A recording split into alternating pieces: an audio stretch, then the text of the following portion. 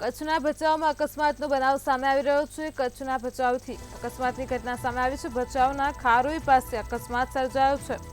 Breaking news સામે આવી રહ્યા છે। કચ્છમાંથી ખાનગી બસ અને કાર સામસામે અથડાતા અકસ્માતનો બનાવ સામે આવ્યો છે। તો અકસ્માત સર્જાતા એકનું ઘટના સ્થળે જ મોત થયું છે।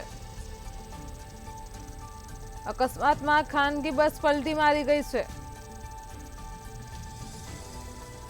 સ્થાનિક લોકો ઘાયલોની મદદે દોડી આવ્યા છે। અકસ્માતનો મામલો સામે આવી રહ્યો છે। કચ્છના ભચાઉ ખાતેથી